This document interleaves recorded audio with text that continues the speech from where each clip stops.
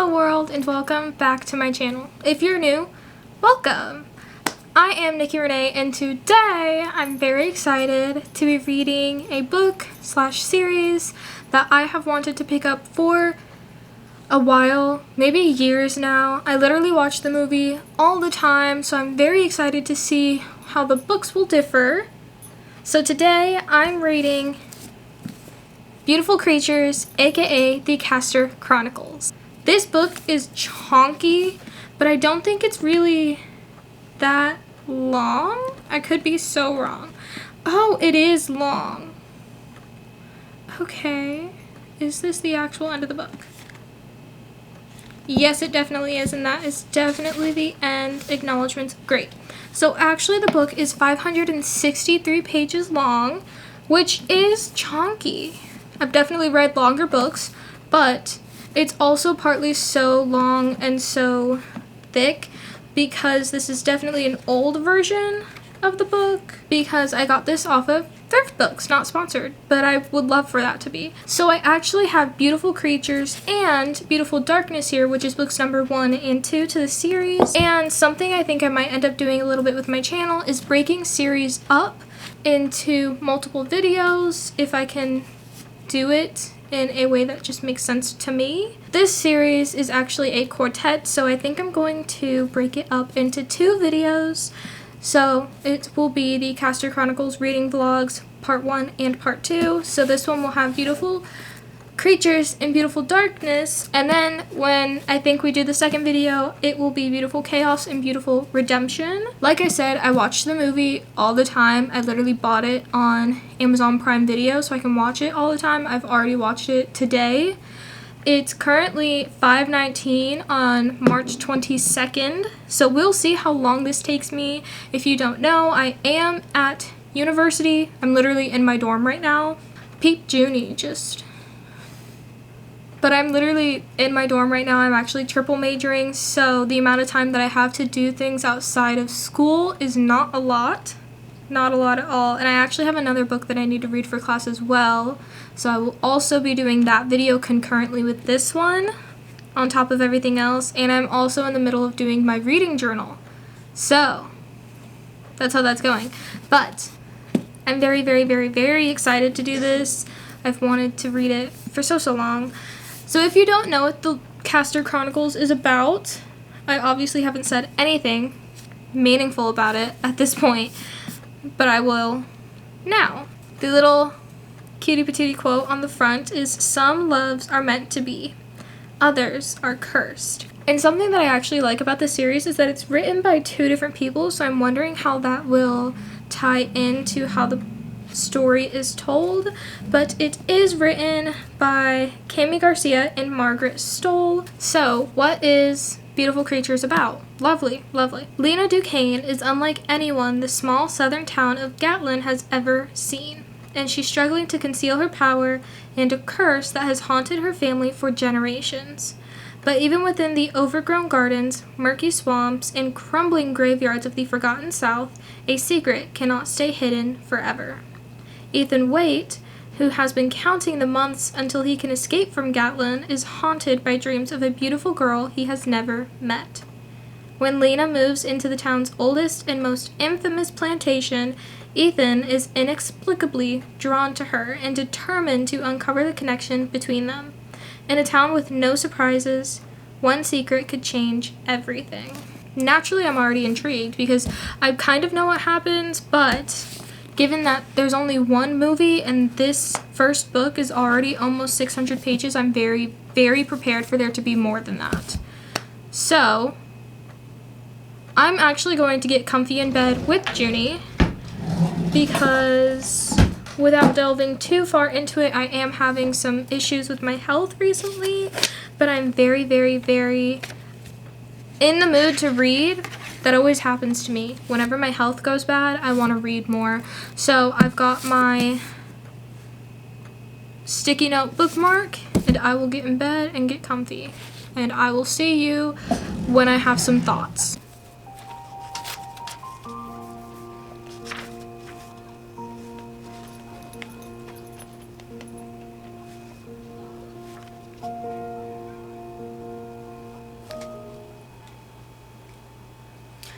Alrighty, I've read the first chapter, which the interesting thing is that the chapters have names, which I've seen a lot of people talk about how they wish more chapters had names these days because not a lot of them do. They're just chapter 1, 2, blah, blah, blah, blah, blah.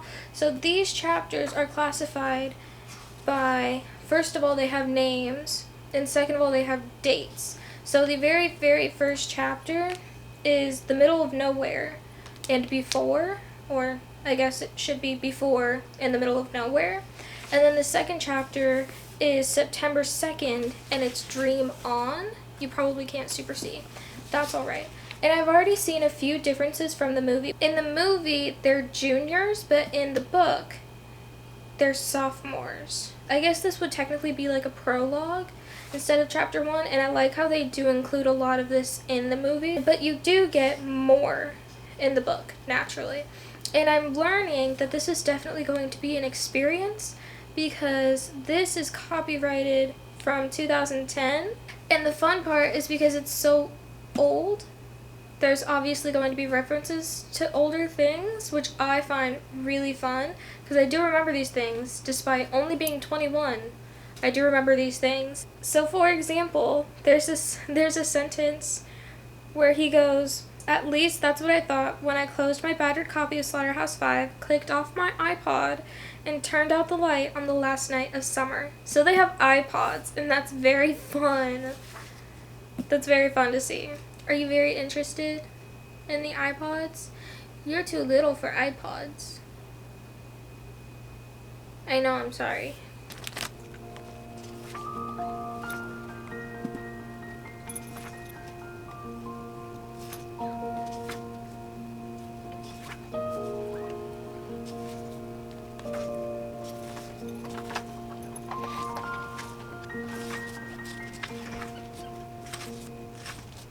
Hello! It has been a good few days. However, this is not one of the longest times between clips that I've ever had. Juniper.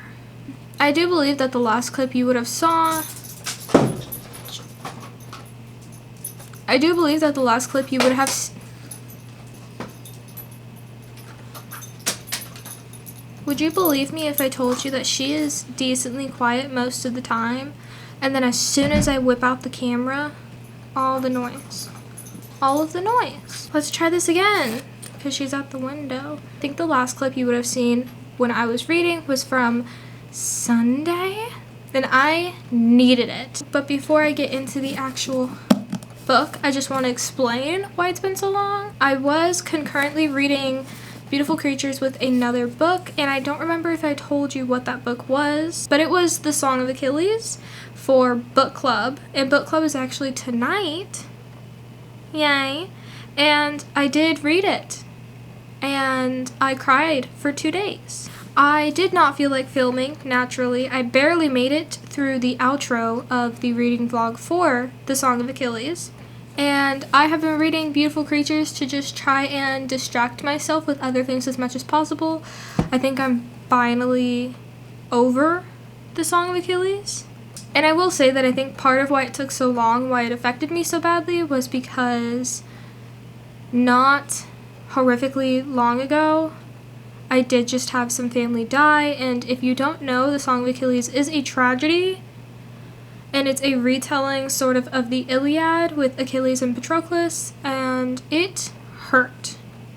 And I needed it, which is another reason why I was crying so bad, because I don't remember if I mentioned, but I've been having some issues lately with my health and insurance and medications, and it's very frustrating, and I just needed something to open the well so that I could cry, because I needed it. It was horrible. I hated every second of it. I loved The Song of Achilles, but I wish I hadn't read it. So, to talk about the book that we're actually here for, I am a good decent chunk farther in Beautiful Creatures. I think I haven't done a breakdown of the characters quite yet, and I feel like I should. So, naturally, the main characters are Ethan Waite and Lena Duquesne. Ethan is our narrator, which I was worried I wasn't going to be as into this book as I normally am, because I'm a girl. and he's a boy. But after reading The Song of Achilles and this, I think it's safe to say that I can get into a story as long as it's good enough. So there's that. And Lena is our second main character, but she does not get a point of view, at least as far as I am right now. And then some of the other important characters include Lena's uncle, Macon Ravenwood, who is like the town shut-in. He just never leaves his house. There's also Amma, who is Ethan's family's sort of live-in maid. And then some of the other important characters would be Ethan's best friend, Link, whose mom is like in charge of basically the national equivalent of the PTA, but like religious and worse. There are a few more recurring characters. They're not necessarily as important, but they play sort of big roles. There's Emily, Asher, and Savannah Snow, as well as Ethan's basketball team, who are always bullying Lena because she's different. She is unlike anyone this small southern town of Gatlin had ever seen. Outside of them, there's not a whole lot of other recurring characters that are seen as much times as them. I think the last time I spoke to you when I was talking about the beginning of the book, I was at about page 84. No, that was A Song of Achilles. I was at about page 78, which was right at a new chapter. And now I'm at 413. Can you tell? Can you tell? I tried to make it so you can tell.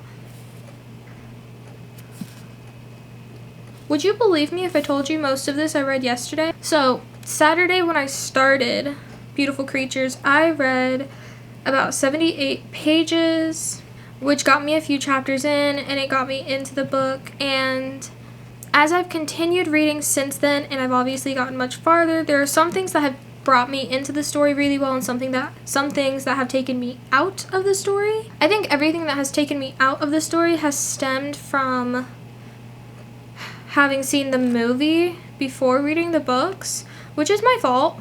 It's a bad habit of mine. I like spoilers, so I've been trying really hard not to spoil anything in regards to a lot of the books I've been reading lately, because I don't like surprises. I want the spoilers. Okay, so Saturday I read 78 pages. Sunday I read 116 pages.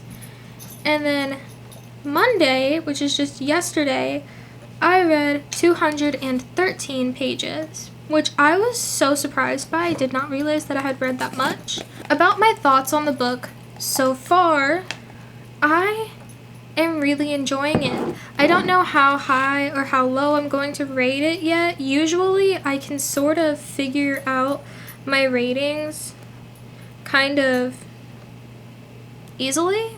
I think part of the problem is that I got a little bit bored partway through the book. And like I said, I'm pretty sure that stems from both the movie and Song of Achilles. So as I've realized that a little bit of my reluctance towards the book comes from other factors, I'm trying to make sure that in my analysis of the book, I don't let outside forces influence how I rate it. In my realization of the outside forces for this, I've started to look at the book differently. So I'm starting to think a lot less about the movie, which I think is definitely helping because there's so many things that are different. At first, it did not seem like it was going to be so wildly inaccurate because there were a lot of lines and dialogue and specific quotes that were taken right out of the book. And then as the story progressed, we lost the plot a little bit in terms of the movie.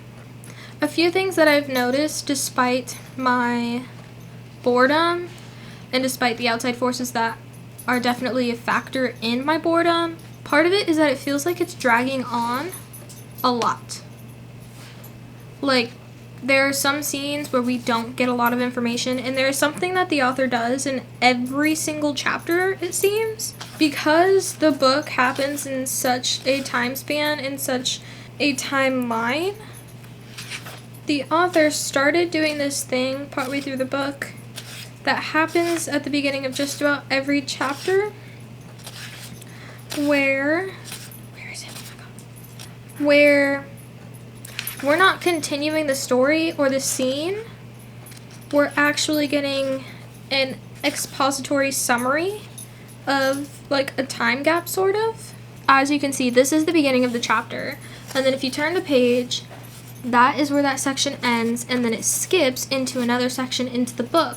So we get a sort of inner monologue exposition section at the beginning of a lot of chapters, and then it breaks back into a scene. And it's taken me out of the story so many times, because we will be in the story at a very important part, it seems, and lots of things are happening, and then all of a sudden things aren't happening, and instead of being shown, we're being told. I also think that the world building is so good in books like this, because I feel like in fantasies you don't get to appreciate the world building as much because it's a whole new world, so of course you're going to have a lot of those elements happening. But in books like this, where it's an urban fantasy, where you have these fantastical things happening in what we would call like the real world, our real world, and things like this and the Vampire Academy and stuff like that, there are many elements brought up and delved into that you might not have thought about. So like for Vampire Academy, there's the idea of the Molnia marks, which you get whenever you've killed a Strigoi, and they sort of like symbolize your power and your strength.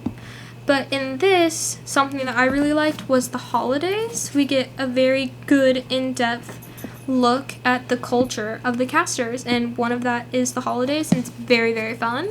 Something else that I found really fun that I don't think you see as much in sort of like modern books nowadays is multimedia within books. For example, we get their family trees. So this is the Waite family tree. It's actually just a couple hours later, and I only have a couple hours until book club, but I realized that I haven't actually done a spoiler section yet, so I thought I could go ahead and do a little bit of a spoiler section. This isn't exactly a spoiler actually, but it's not on the back, but Ethan's mom is actually dead, and it's become a very fascinating aspect of the story because it just becomes a lot more than that, and she turns into a character that's more than we thought, more than Ethan thought, and there's just a lot more to her, and it's a very interesting aspect that I would not have thought about. Something else that it's presented differently here than in the movie, and I feel like a lot of my spoilery thoughts are going to be about that, and I'm sorry. I will definitely try to have more thoughts than just book versus movie, but one of the big things that I wanted to point out, there is a specific like locket talisman that the two main characters, Lena and Ethan, are drawn to, and somehow or some way when they touch it, there is sometimes a magical element that takes them, so this is all italicized, so this locket talisman takes them to a vision of the past, and it's important, and they don't know why. Of course I know why, but we are learning about two people who they suspect are their ancestors, Genevieve, and we don't know the other guy's name yet. It's very interesting the way that they do it in the book versus the movie, because they don't do it all at once. There are many times where they go back into the vision, and they continue this story that happened all in one night. And I think in all there was like 4 or 5 times that they went into the locket to see the vision, and in the movie it only happened twice, and it was very different. In the movie it was a lot more confusing, not necessarily ambiguous, but definitely not to the point. It seemed non-linear almost and fuzzy. But in the book, it is fairly straightforward. We're obviously confused about certain things because we don't have that information about what's going on because it's a very sudden thing. But, like, it's not non-linear, it's not ambiguous, it's very to the point, just like the story. Also, something that we found out in this section is that they can talk to each other with their minds, like they're literally having a conversation. I guess the easiest thing to compare it to would be like a mate bond, but it's not like that at all. But it's very fun. Another element that I really enjoy is Ethan's family has a live-in sort of maid who loves to play word searches and not word searches, word crosswords. So all the time, her and Ethan are just spelling out words at each other, and it's so funny. Like this one here is CASTIGATE, as in punish, as in if you can't get yourself to school on time, you won't be leaving this house. And that's Amma. And one of the funniest parts of reading this is thinking about their conversations in the southern accent of the states, which is where this is like set in South Carolina. So they all have this accent, and I'm not trying to make fun of anybody. I just think it's really fun because I can hear it in the accent because of the movie, and that's just a fun part. One of the last elements that's recurring that I wanted to talk about, we first see it at the beginning, like the very, very beginning of the book, but it's this song that continues to change throughout the book. So, for example, the very first time we see the song, it goes 16 moons, 16 years, 16 of your deepest fears. 16 times you dreamed my tears, falling through the years. And I haven't super duper been paying attention because I haven't gone back to read them, but I do remember that they change. This one goes 16 moons, 16 years, 16 times you've dreamed my fears. 16 will try to bind the spheres. 16 screams, but just one hears. So then the next section is pages 79 to 194. One of my favorite parts of this is the portrayal of Lena's bedroom, and I'm unsure exactly how this works, but she has writing all over her walls. This whole section has a lot of the phrases that she has on her walls, so she has things like moments bleed together, no span to time, fate decides, until challenged by the fated. Desperate, relentless, condemned, empowered, open your eyes and see. And just so many things. She has stuff written all over her room. Going back to the topic of Ethan's mom's best friend was Marion, the librarian. That's funny. I just got that. And we got to meet her, and it was so fun because she's like who I strive to be, just always, maybe not, sort of, halfway who I strive to be. She's just always quoting people and literature, and it's so fun. And we learned that Ethan's mom and Marion, they are not who they seem to be, at least not to Ethan, because they know about Lena's side of town and about the locket, which absolutely blows Ethan's mind. Oh, and then this is Lena's family tree. This side is Duquesne, and this side is Ravenwood, so technically this side would be Lena's and this side would be Macon's.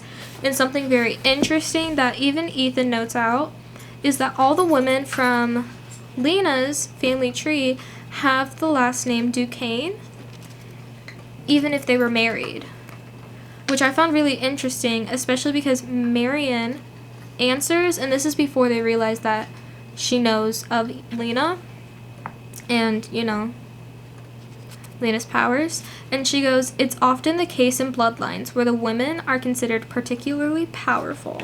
It is about 5 o'clock, so I've got about 2 hours before book club, so I'm going to sit here and read.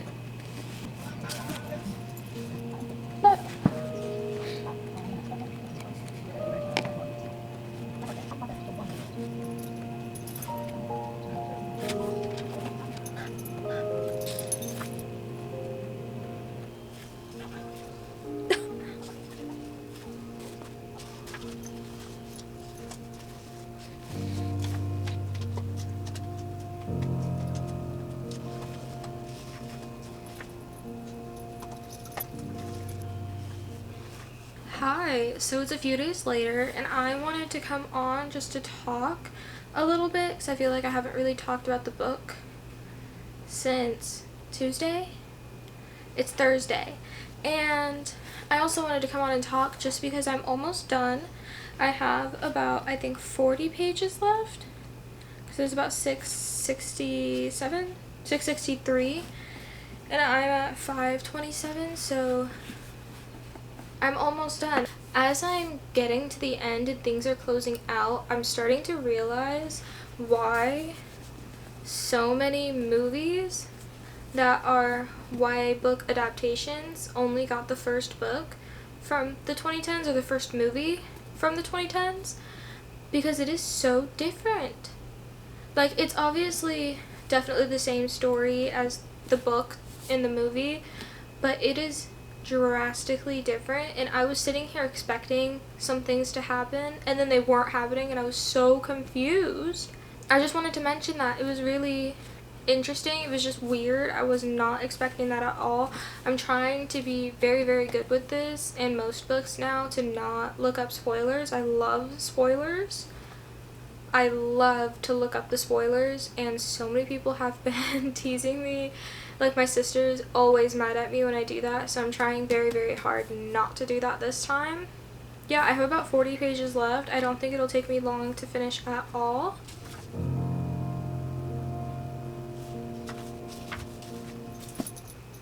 I finished it. The ending was very much so different from the movie. I did not hate it though. A few, not necessarily things in general, but I think a few elements stayed the same. And some of the things that were different, I'm wondering if the movie took from the other books. So that's going to be interesting to see. Next is Beautiful Darkness, which is the blue book. And I think I'm going to go ahead and at least read the first few pages. So I'm going to grab it from the spinning bookshelf, which you're currently sitting on, and I'll be right back. Okay, I've got Beautiful Darkness. This is the sticky note bookmark, of course. Oh, that's so interesting. So my copy of Beautiful Creatures is actually from after all 4 books were out. I got the whole series off of Thrift Books, but Beautiful Darkness is only a copy from when the 3rd book, Beautiful Chaos, was out, and not the 4th, which, if I remember right, is Beautiful Redemption. Some loves are meant to be, others are cursed. Ethan Waite used to think of his small southern town as a place where nothing ever changed. Then he met mysterious newcomer Lena Duquesne, who revealed a secret world that had been hidden in plain sight all along. Together, Ethan and Lena can face anything, but after suffering a tragic loss, Lena starts to pull away. Haunted by strange visions, Ethan finds himself caught up in the dangerous network of underground passageways endlessly crisscrossing the South, where nothing is as it seems. Now that Ethan's eyes have been opened to the darker side of Gatlin, there's no going back. That's so interesting. I wonder what's supposed to be happening then.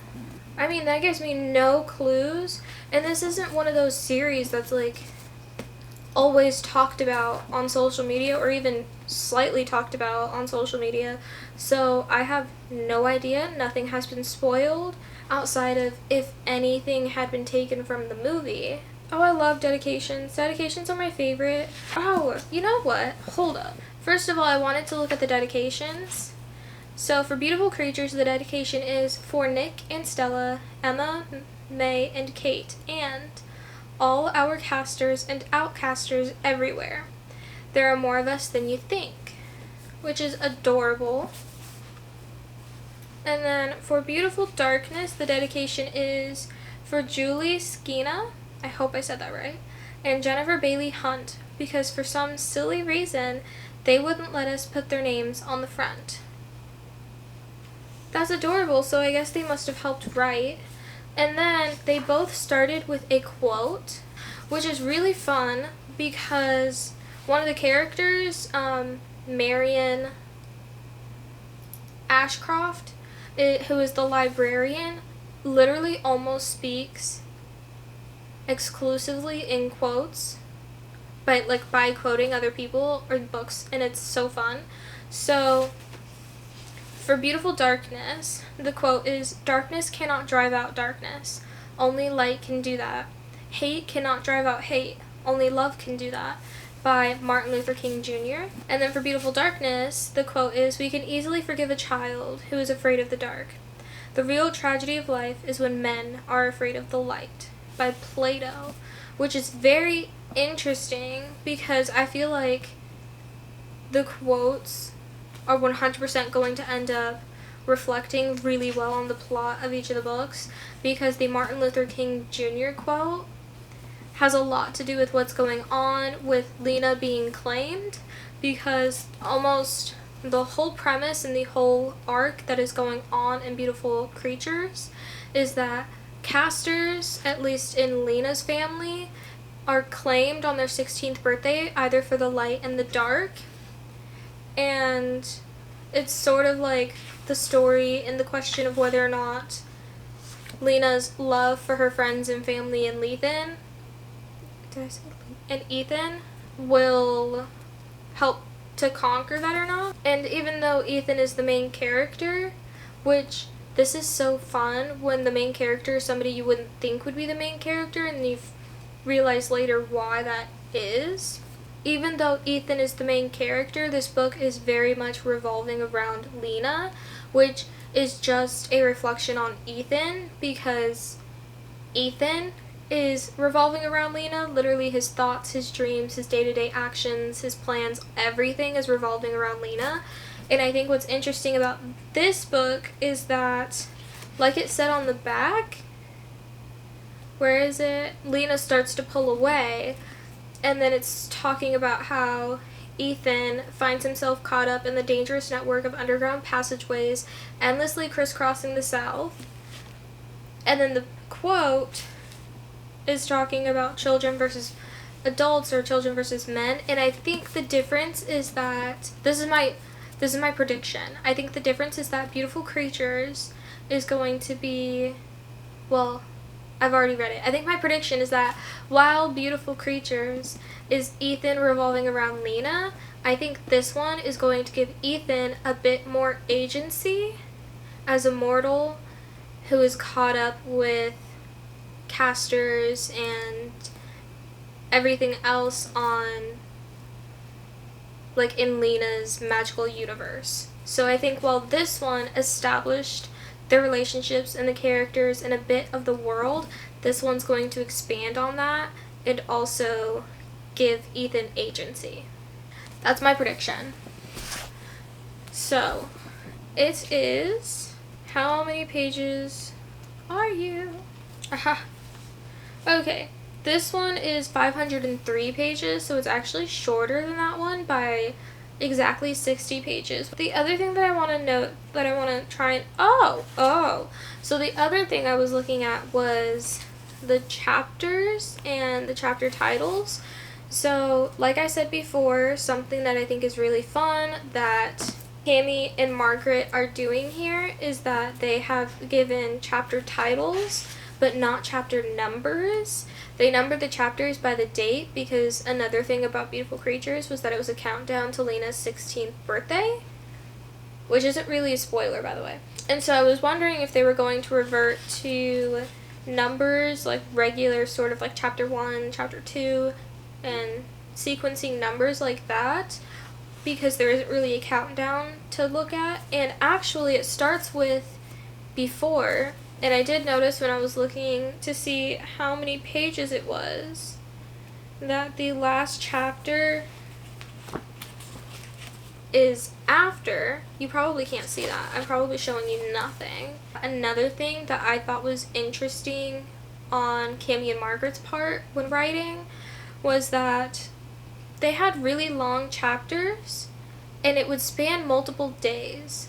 I would have thought that they would have continued to start a new chapter for every day, because that's the whole point and that's what they're doing, but they did not. which I felt was sort of hard to follow the timeline sometimes because of that. So they are actually doing the date and a chapter title again, and then already as I'm doing this little pre-read research, they skip 2 months. So it starts in February and it starts actually just a few days after. Yeah, so the last day for Beautiful Creatures is February 12th, and Beautiful Darkness starts on February 14th, so it's just a couple of days later, and then it skips all the way to April 17th. So that's really interesting. Okay, and then the last thing I want to say before I start reading at least a little bit of this is that obviously since it's a sequel, there's not a lot I can say about what's going on without possibly spoiling anything. I'm going to try my best to think of ways to talk about this. Yeah, just keep that in mind for the rest of this video, and then also for the video that will, you know, be the second part of this with the second half of the series. I'm going to start reading this. I'm at page 35 now, and I completely forgot that I actually wanted to talk a little bit about what questions I'm hoping get answers in this. So, a few of the things that I'm still wondering about, and this is spoilers, some of the questions that I still have, one of them has to do with Ravenwood Manor. It's such a magical place, and it's very in tune with the feelings of whoever reside there, and I'm really curious about the specifics behind that. I'm unsure if we're really going to get it. I think something I don't like the most about this series and the magical component in it is that it's very ambiguous, and I wish we could get more of these specifics. And I'm feeling like it's partly ambiguous because Ethan is the narrator. I feel like if it had been Lena, we might have gotten those specifics a bit more, but I think Ethan, while he is getting more comfortable with his girlfriend being a caster, he's still not 100% comfortable with everything that happens in her world. So that's one of them, just the specifics of the manor, like kitchen and the fires and things like that. Similarly, another question I have is about Boo Radley the dog / wolf. I would love to know the specifics of that and how the events of the first book will influence Boo now. I'm also hoping we get more answers about Ethan's mom. We know that she was connected to the caster world and everything, but we don't know how much or any specific thing about that. And there was also something that was teased about her death maybe not being quite so straightforward as we previously thought. I'm also wondering how Link is doing, Ethan's best friend, in the aftermath. I think those are all of them so far now. It's mostly about just the specifics of things. I'm just trying to get a lot of answers. I don't think we'll get an answer to my biggest question, which is, given that it's the Caster Chronicles, and I feel like the whole point is that, you know, some loves are meant to be, others are cursed. The whole point is to break the curse.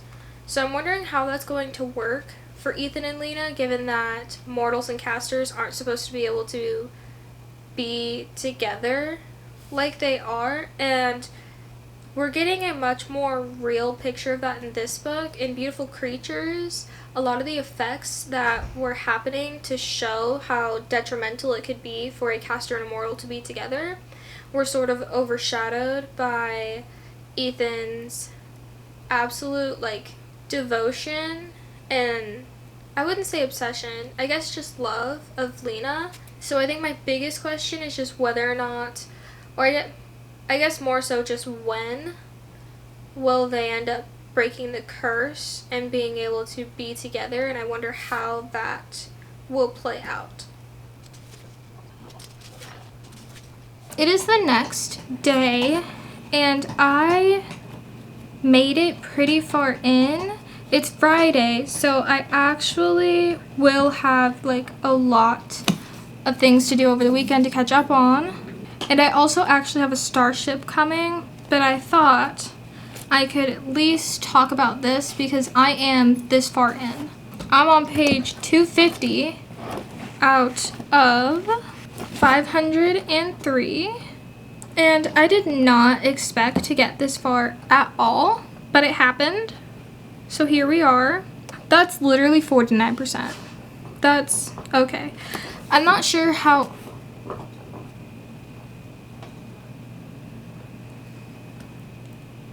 I'm not sure how much farther I'm going to get in it today. I think I am going to continue reading today, but this book deals with a lot of themes with grief and mourning and what happens after you've lost somebody and how you can change after you've lost somebody, which is not especially a spoiler. I am very far in this book. I'm about halfway through, like I said, and it's interesting. Like the back says, it is much more geared towards Ethan and a lot less of Ethan and Lena. We are not getting so much more information about casters specifically. We are getting more about the caster world. We're getting new characters. Things are becoming more complex. Some of my questions are being answered. And it's a really interesting and fun time. I just am not getting along well with the themes of death and grief and funerals, and I'm just not getting along well with it. So whether or not I'm going to read it today, I'm unsure. Some other things that I wanted to talk about before I went to go, do other things is also just the writing style used in here. And I think it reflects on the idea of evolution in writing and evolution in young adult writing. And I don't remember if I talked about this with Beautiful Creatures, but there are a lot of moments in here where we have things very much explained to us rather than shown to us. And I'm probably not going to be able to find an example, but there are a lot of times when Ethan is speaking to people and he'll say something, and then right after he's said something, his thoughts will come in and explain why he said that, but it seems redundant to me. So let me see if I can find something so I can really explain this better. Okay, I found one. This isn't the one that I was thinking of, but it works. So, this is Ethan speaking, and he says, "Wait, that's not a real answer. I already knew that." And then right after it says, "I was every bit as stubborn as Marion was." And I'm just like, okay, we didn't need you to tell us that because you're literally arguing back and forth. So we can see that you're stubborn because you're not taking her answer and you're wanting more, like, right? Like, am I just doing too much? Is that just like the English Lit creative writing major in me doing too much? But I feel like we didn't need that. Of course, this was 2010, so...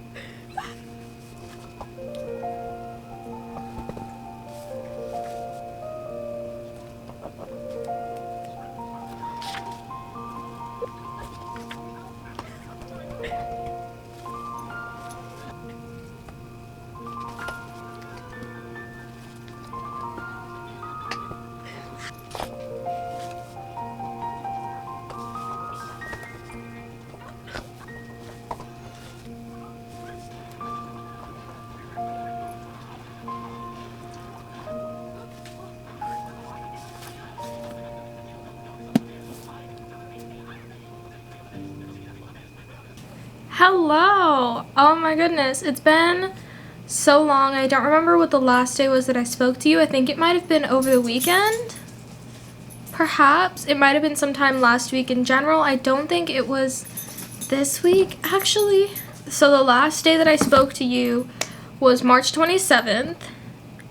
And it is now April 4th, which means it has been just over a week, which is wild. As you just saw, I finished Beautiful Darkness last night. And you know what? Actually, before I get going, I have reference material that I want to grab really quickly. I'm going to start with just my initial thoughts, my rating, and I'm going to get my reference material to where I'm trying to get to. So, in terms of rating, I think I showed you, but I actually gave this a 4-star. And I think if I was the kind of person who did partial star ratings, it might have been a 4.5 or something, because I had a little bit of trouble on what I really did want to rate Beautiful Darkness, because it's a very good book and I really liked it, and I tiptoed on whether or not I was going to give it a 5-star, but I think what really solidified it as a 4-star for me, because while I did really enjoy the plot and the development of the characters, including all the side characters and the expansion of the world, I think it's just that it's not exactly that it hasn't aged well, because I think it has aged well. I think it's still a very good book, but I think there are certain things in it regards to writing style that haven't aged well for me. So, my reference material for talking about a lot of the things within Beautiful Darkness that I liked and I didn't like comes from Allie Carter's Dear Allie, How Do You Read a Book? And I love the way that this book is formatted, because she literally takes questions. It's very much highlighted because I've had this for years. It's formatted where it's questions by actual readers that had submitted them. I definitely submitted a few, and then she answers them. So this, like I showed you, is chapter 11, Writing Your Series, and the question that I love in terms of sequels is, how difficult is the first book related to, say, the third or fourth? In short, I have to write a whole new book that is exactly the same but totally different from the first book. And let me tell you, that is easier said than done. I think that's why there's one rule that almost every series follows to some extent. With every book, the world gets bigger. So, as you can see, Allie is a genius. I think the big takeaway here that I always think about is the specific quote that is, with every book, the world gets bigger. And so every time I read a sequel or I watch a sequel on TV or just consume any sort of sequel in general, I'm always thinking about that, is how the world can get bigger, how the world does get bigger, etc., etc. And so I think part of my intrigue for the second book for the Castor Chronicles was that Beautiful Creatures established the town of Gatlin, but then it also expanded the town of Gatlin. So then, how are they going to take this town that they've already expanded and expand it more? And I think they've done really well here. They did everything that was mentioned here. They gave new conflicts, new challenges, new characters, new locations, new information, all the things. And I think that's why I really enjoyed this, because it definitely did not seem to fall into that sequel phenomenon, where the second one is usually the least favorite or the worst, some might say, of that specific series, whatever medium it might be. And I definitely don't think this has happened here. I think it was such a good second installment. Everything that's in Beautiful Creatures is very localized and centralized, and everything in Beautiful Darkness is doing so much more. And I think a really, really smart aspect was, I think I said this, that Beautiful Creatures was very, very centralized in Ethan's infatuation with Lena, but something that was really smartly done with Beautiful Darkness was that she was taken out of the equation, basically. And I think it was really, really smart, because what better way to be able to expand on your main character and expand on that world without making him go and do things without the person that introduced him to that world. And it's so good. I really enjoyed what was happening here. I was so excited for the ending. I was so intrigued. So many things were happening. It was very, very, very exciting. And there were so many twists and turns. And I think something that I really love about this, which is another reason that I really love Ally Carter books, is that there are so many mysteries, but there are also so many clues that are left behind for you to try and figure out the mystery on yourself. And we got that so well here. I think I'm a little bit hurt with myself because there were a lot of mysteries in here that I saw coming, that I knew that I had deduced, and then there were some things that I didn't. And as a reader, that's so fun. As a writer, I'm mad that I didn't catch those things, but in hindsight it makes a lot of sense. I think in this sort of world I should have had a different mindset than I had, which is on me. All in all, I really, really, really did like this, and I gave it a 4. Depending on how the other books go, Beautiful Chaos and Beautiful Redemption, I might change my ratings on these a little bit, because I did give this one a 4 too, but I think they both deserve 4s for different reasons. I think in the context of the first book to a series, this is definitely a 4 for me, because it does a really good job establishing the series, the characters, the setting, the ideals, all of the things. And in the context of a sequel, this one does just as good with its own aspects. Now, I did go back and look at my clip, because I remembered that I said there were some questions that I had wanted answers to, and I couldn't remember what they were. So I went back and I wrote them down so that I could discuss these. So this is going to be the spoiler section. The first question that I said was specifics with Ravenwood Manor and how that works, and I thought maybe it was because the main character was Ethan instead of Lena, but that did not get answered because we were actually almost never in Ravenwood Manor in this book. I think we were there for all of like 30 to 50 pages, maybe less. Decent chance it was less, out of the 503 pages in the book. The second question was about Boo Radley, who is Macon's dog/wolf, and I wanted to know some specifics on how that works and what the consequences would be, and I did get some answers and I didn't get some others. So one of the things that I actually figured out myself before Ethan figured it out, Ethan's great aunts had a cat, and at one point in the book she got loose, and then she came to find Ethan. And in Beautiful Creatures, Macon described Boo Radley as his eyes. As the story was progressing, there were some moments when Ethan was seeing Lena from the ground. Yes, while Boo Radley is a caster dog, Lucille Ball, who was his great aunt's cat, was a caster cat. I was so happy with myself the first time it happened. I was like, that's what's happening. And it took him so long. Oh, it took him so long, and it was literally right there, because this cat was always running off and then coming back, and then running off and coming back. And I swear, every time this cat ran off, Ethan saw Lena. The next question I had was about Ethan's mama and what role she would play, whether or not we would get more specifics about her. And I'm happy to say that we did. We did and we didn't. I feel like there's a lot more we could uncover, but she was a much more prominent symbolic figure in this one than I think the other one. Part of that had to do with the themes of death and grieving, because it was much more on Ethan's mind, because his mom had only just died, I believe, the year before, or like year and a half before. So we got a lot more about her that way. But in terms of the magic,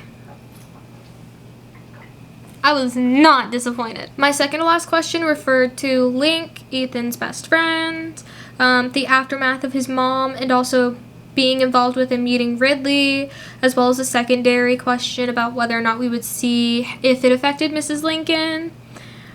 Did not, as far as we saw. She was fine and dandy, let me tell you. However, Link was definitely experiencing maybe a little bit of PTSD from the magic. However, I am very pleased to say that he was also very much included in this, in the magical aspects of what was going on, and I was here for it. I think poor guy went through too much. I think he went through too much, but he was involved, and I'm so happy with that. I'm so okay with that. It was very nice to see his relationship with Ethan, especially because we got some of it in Beautiful Creatures, but I think Link was still tiptoeing between being loyal to his best friend for so many years, but also still being part of the Gatlin Society, which is cool. I think in this one, he dove headfirst in with Ethan, and he was like, let's go. We ride at dawn. And you know what? I'm here for it. That's a best friend if ever I've seen one. The last question that I had was the curse. Will it be broken? When will it be broken? Can Lena and Ethan be together? And there is a secondary question to that about 2 other characters and whether or not they can also be together. But I'm not going to do that. So, things happened. Lena did things. Lena didn't do things. Ethan did so many things. Lots of magic. We definitely did get a further exploration into the magic, and it was lovely. I had so much fun. I would love to know if Cammy and Margaret were plotters or pantsers for this series. I actually need to know, because I feel like they were plotters, and if they were pantsers, I can already tell that things for the last 2 books are going to be very much intertwined into things with the first 2 books. There was so much, it just clicks. It just works so well. There are things that make sense in the context of the first book. When you look at the second book, there are things that make sense in the context of the second book. In retrospect of the first book, there are things that were definitely set up in the first book. It's just, so many things were clicking, so many things were making sense, and it was so satisfying because it worked so well. So if you know, let me know if they were plotters or pantsers. I vote plotter. If they were pantsers, like I said, but I vote plotter. What do you vote? Do you vote pants or plot? Jenny, do you vote pants or plot? Juju, how about you give me kisses if you vote plot?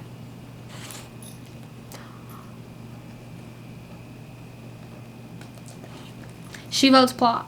She voted plot, so plotters. I think while things are fresh in my mind, I'm going to do some questions for the next book, because I like going in to the sequels or a sequel or something or other with some questions. I think, again, I'm going to go Ravenwood specifics. I don't think...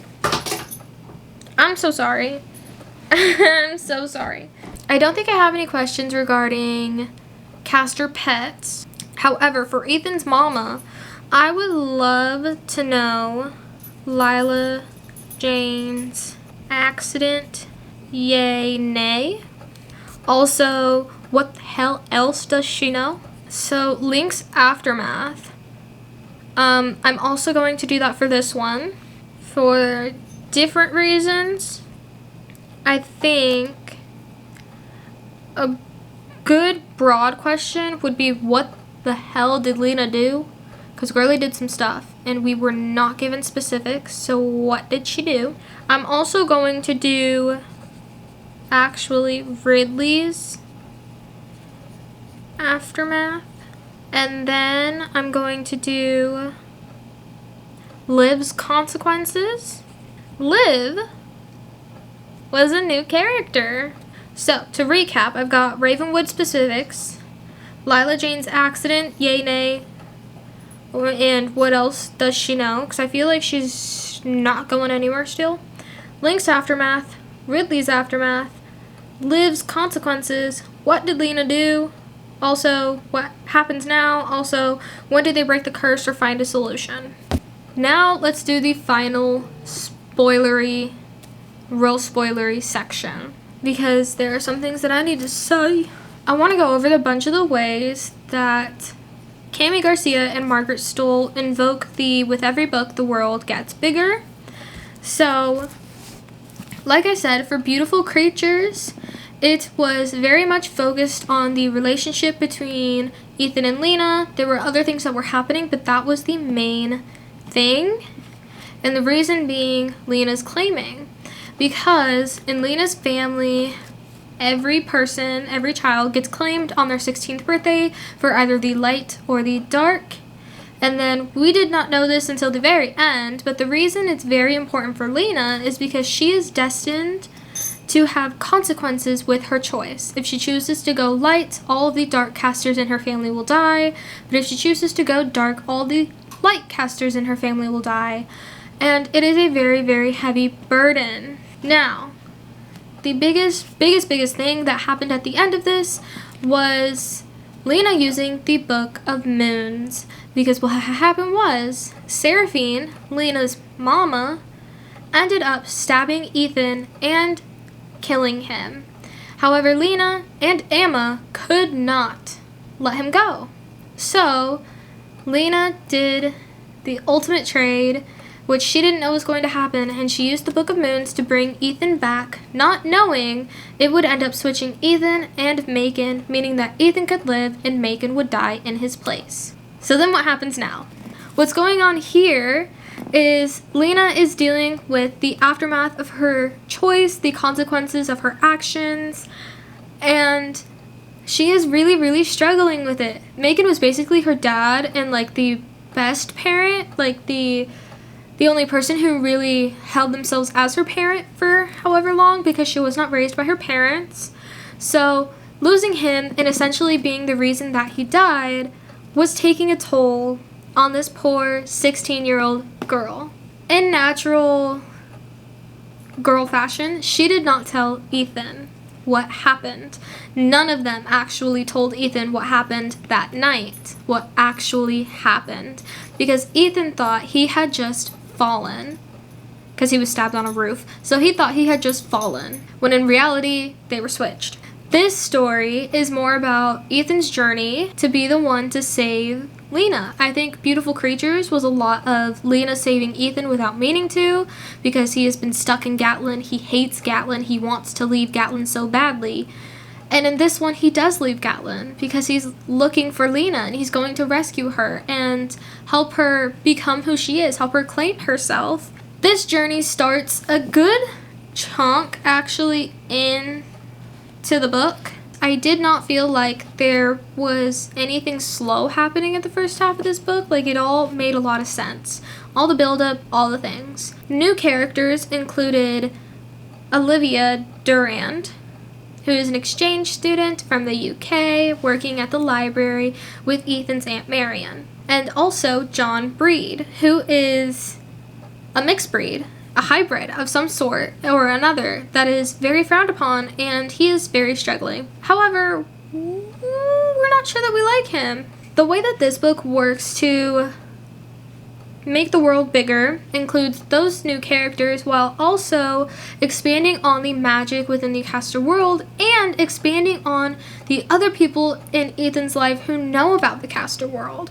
So there are his Aunt Prudence, Aunt Prue, who is the reason why he got Lucille Bell, as well as her nurse, who is Thelma, because, you know, Aunt Prue's like, who knows how old, so she can't really make it down there that well. As well as Link, obviously, he's come along. My dude is like in love with Ridley, whether or not he wants to admit it, and I am here for it. Their bickering is top notch. And so the three of them go on this quest to go find and help Lena, and along the way, there are supernatural forces helping them. Another way this has been expanding the world is by also including more of secondary characters, like Ethan's aunt, I don't remember her name, I don't remember her name. Ethan's Aunt Caroline, who is Lila Jane's sister and looks very similar to her, as well as some other characters in Lena's family, like her great aunt Twyla and her grandma, Nody grandma. For settings and then the like world in general, that happens a lot with the casters in the caster world, because we learn things like how casters see a different sky and see different stars. They also have the lunae libri, which connects to the caster tunnels, which is so fun because a lot of the story takes place in the tunnels, and that's where Lena's gone to run away. So when the back talks about how Ethan finds himself caught up in the dangerous network of underground passageways endlessly crisscrossing the south, he's in the tunnels, and I think that's so fun. Some of the new conflicts and challenges include Lena struggling with the consequences of her actions that were unintentional, as well as Ethan struggling to get her back to herself, struggling to trust new people, struggling to see what new people are and see what's right in front of him and connect the dots, especially in new and uncharted territory. Which brings me to the end of the book, when we get to something called the Great Barrier, which is very, very, very important, and we get even more characters helping, like Macon and Macon's sister. And then we also find out that the original blood incubus of the Ravenwood line, Abraham, he's there too. Not helping, but he's there too. So, they've done all the things.